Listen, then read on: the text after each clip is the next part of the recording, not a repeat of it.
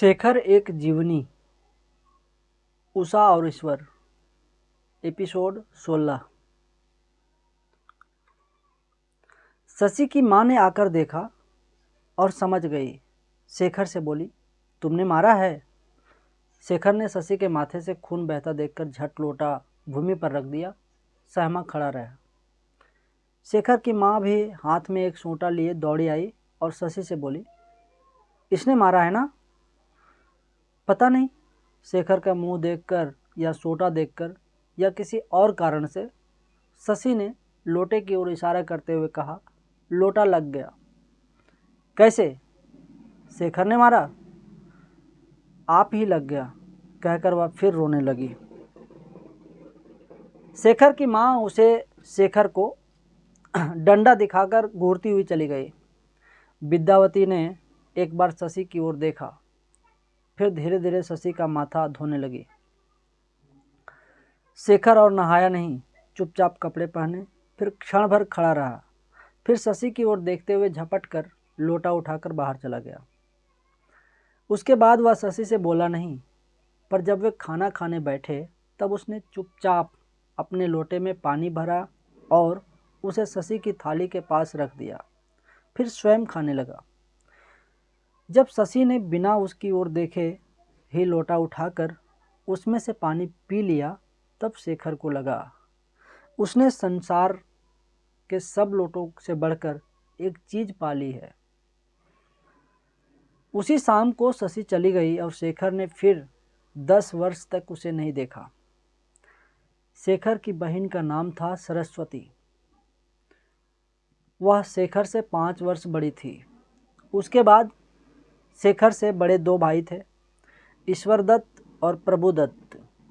शेखर का जन्म नाम तो बुद्धदेव ही रखा गया था, पर विद्यावती ने उसे देखते ही जाने क्या सोचकर उसकी माँ से कहा था, बहन इसका नाम चंद्रशेखर रखो। औरों के विरोध करने पर भी वह उसे बराबर शेखर ही कहती थी और इसके इस आग्रह से धीरे धीरे सभी ऐसा करने लग गए थे। तो सरस्वती और शेखर साथ खेलते थे, लेकिन उनके खेल में उनके साथ की अपेक्षा सरस्वती के हाथ और शेखर के गालों का साथ अधिक रहता था। और जब शेखर के पिता ने सरस्वती को आज्ञा दी थी कि वह शेखर को पढ़ाया करे, तब से तो शेखर ने समझ लिया था कि बहन उस जंतु का नाम है जो खेल में झगड़ा करे, अपनी गलती होने पर भी पीट डाले, तंग करे, सीधे अक्षर ना पढ़ाकर संयुक्ताक्षर, यद्यपि शेखर तब उन्हें संयुक्ताक्षर नहीं कहता था, पढ़ाए, ना पढ़ने पर पिता से कहे और कभी किसी बात में विरोध होने पर माँ से यह फतवा प्राप्त कर ले कि वह बड़ी है, इसलिए शेखर को उसका कहना मानना चाहिए। जब वे कश्मीर गए तब शेखर को इस बात में बड़ा मज़ा आता था कि कभी वर्षा के दिनों वह रात में चुपचाप खिड़की खोल दे ताकि खिड़की के पास सोई हुई सरस्वती भीग जाए। शेखर ने आग्रह किया था कि खिड़की के पास वह सोएगा क्योंकि वहाँ से चांद दिखता था, पर माँ की आज्ञा हुई कि वह नहीं सो सकता, उसे ठंड लग जाएगी क्योंकि वह छोटा है। लेकिन वहीं कश्मीर में उन्हीं वर्षा के दिनों एक दिन सरस्वती मन में एकाएक सरस्वती से बहन और बहन से सरस हो गई थी। यद्यपि इस अंतिम अंतरंग नाम का उसने कभी उच्चारण नहीं किया, इसे मन में ही छिपा रखा।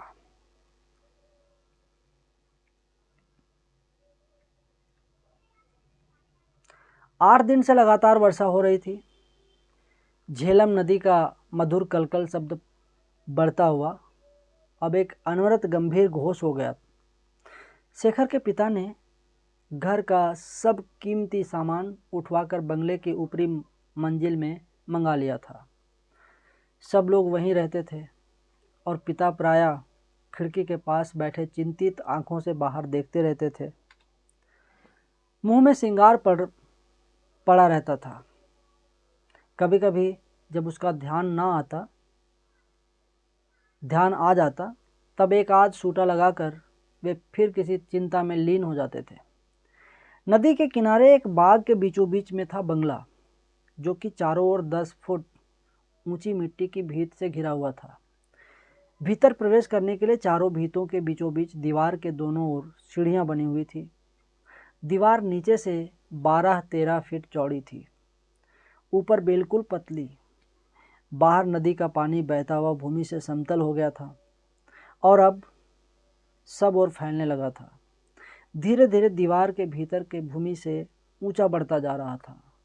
भीतर बंगले में फूलों को लांघते हुए मानो स्वच्छंदता उन्मत्त उत्क्रोध पानी का घोष साफ सुन पड़ रहा था।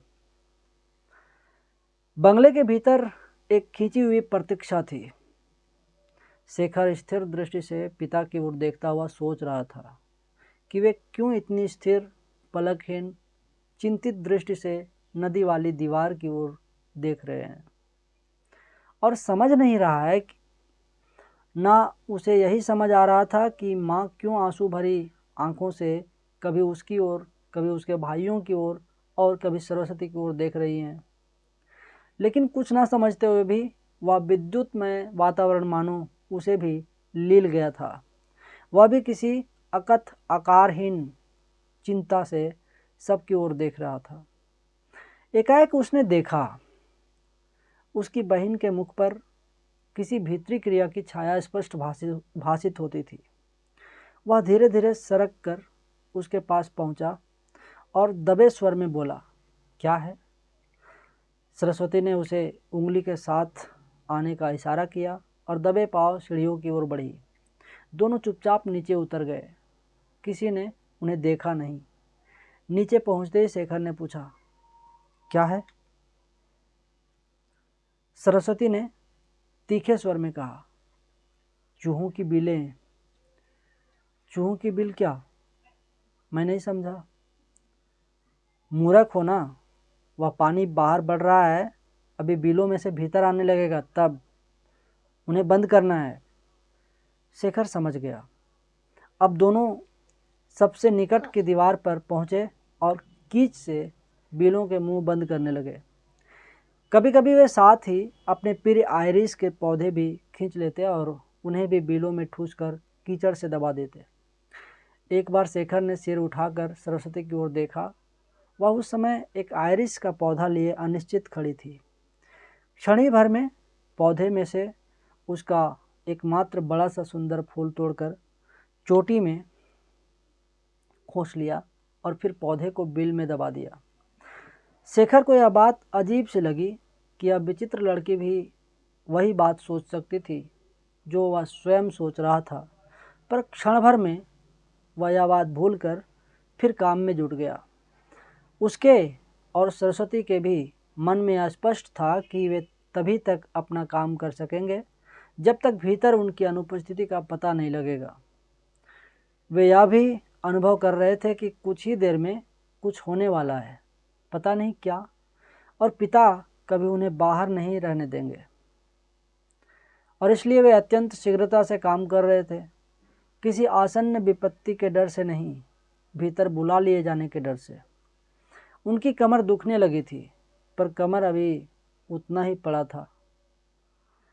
वे एक बिल बंद नहीं कर पाए होते कि दूसरी फूट पड़ती थी और निरंतर बढ़ती जाती थी।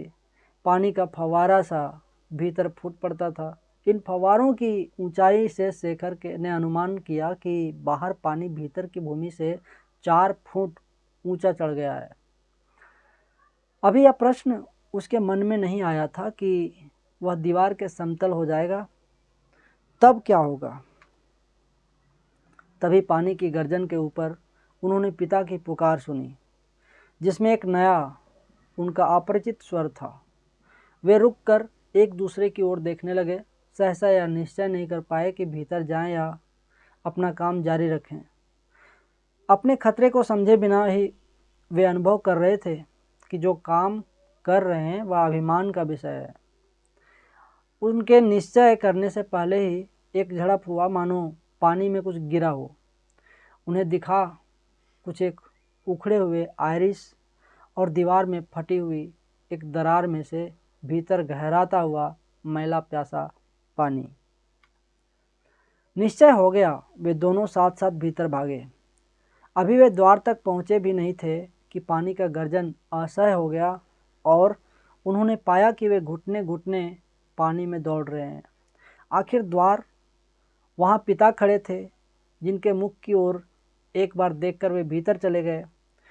उनके मुख पर वह था जो 2 बार नहीं दिखता, न किसी को दिखे। क्षण भर बाद सब लोग ऊपर मंजिल में इकट्ठे हो गए थे। कुछ मिनट में निचली मंजिल में पानी भर गया। पानी अपने साधारण तल से 25 फीट चढ़ आया था।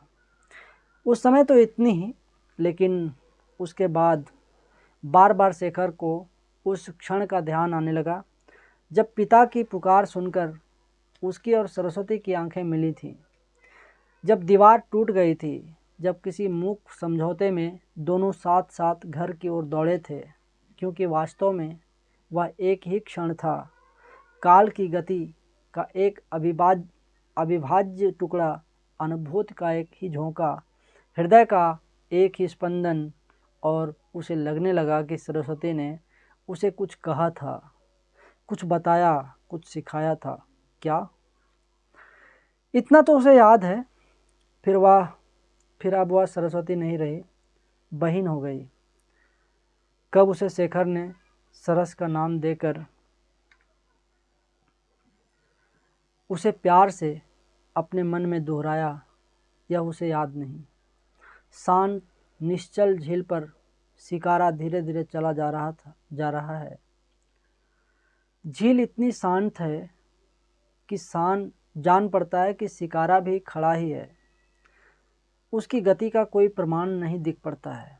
शेखर और उसके भाई स्वप्नों के द्वीप की सैर करने जा रहे हैं।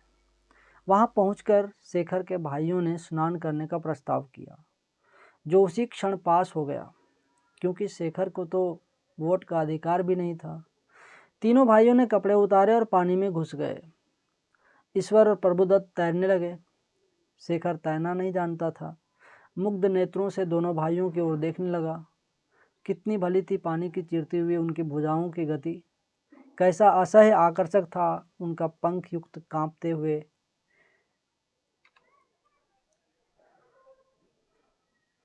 वाण की तरह अग्रसरण। शेखर की मुग्धता उस दर्जे तक पहुंच गई जब उसकी क्रियाओं से उसका नियंत्रण हट गया, जब वह हृदय में इतना तन्मय हो गया कि इसका अनुकरण एक अनैच्छिक क्रिया हो गई। वह भी आगे कूद पड़ा। उसके हाथ भी उसी तरह चलने लगे जैसे वह भाइयों के हाथ चलते देख रहा था।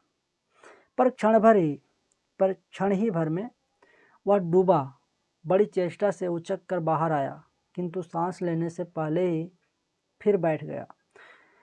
उसके हाथ अभी तक उस मुग्ध अनुकरण में चलते ही जा रहे थे। उसने देखा प्रगाढ़ नीलिमा का एक सुंदर स्वप्न। फिर उसे लगा वह बड़ा प्यासा है। फिर दम घुटने लगा, फिर शून्य।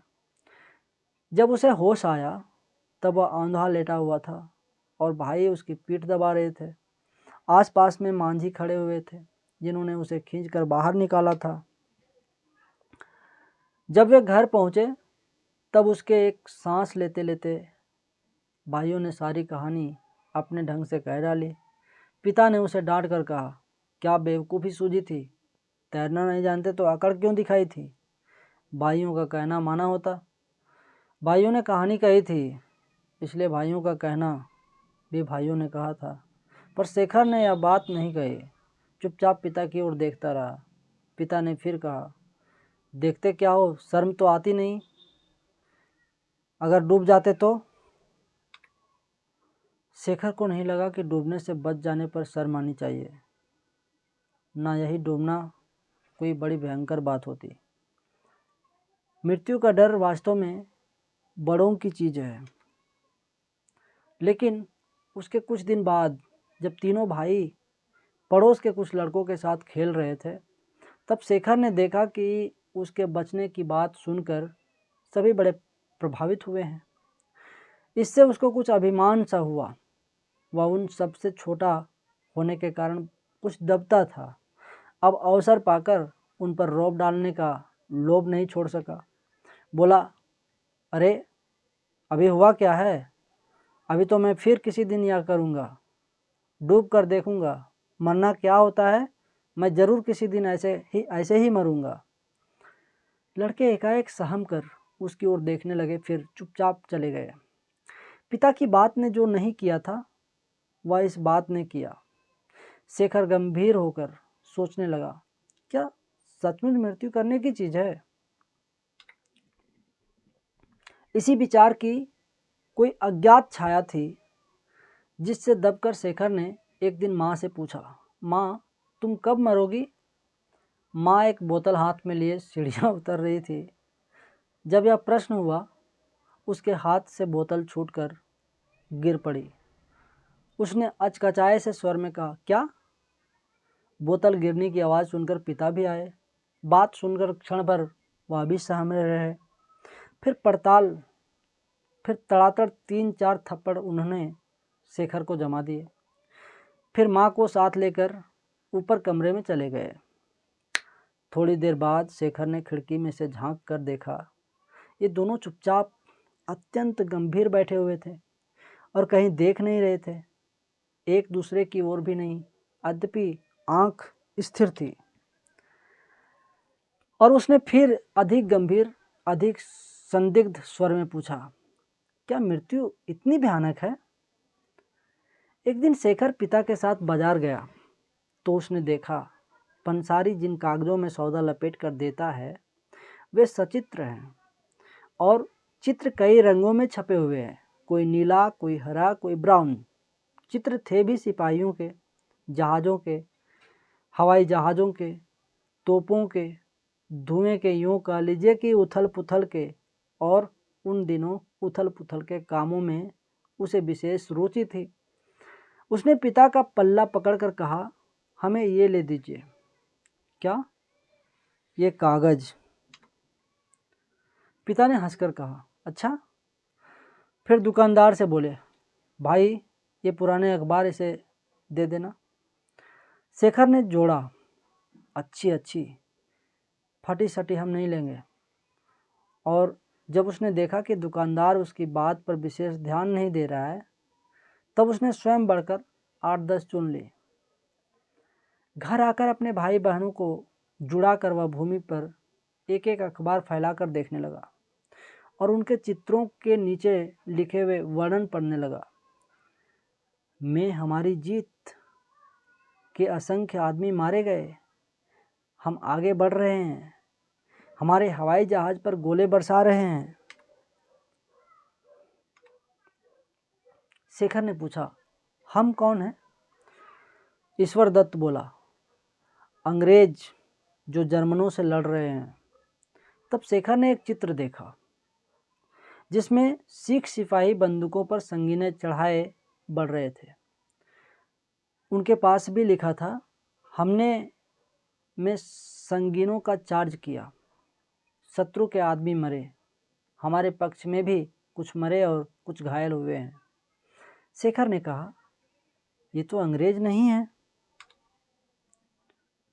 भाई ने बताया, सिख सिपाही भी अंग्रेजों की ओर से लड़ रहे हैं।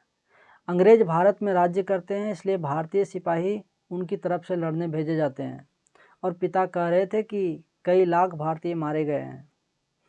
शेखर ने सरस्वती से पूछा, मरते कैसे हैं? मर जाते हैं और क्या? पागल, जान नहीं रहती, चल फिर बोल नहीं सकते, तब ले जाकर जला देते हैं। डूबने से ऐसे ही मर जाते हैं? हाँ। क्यों मरते हैं? सांस बंद हो जाती है, तब जान निकल जाती है। शेखर थोड़ी देर इस बात को सोचता रहा, फिर एकाएक उसने पूछा, जान क्या होती है? होती है बस। उसने फिर आग्रह किया, क्या होती है? मुझे नहीं मालूम, पिताजी से पूछो।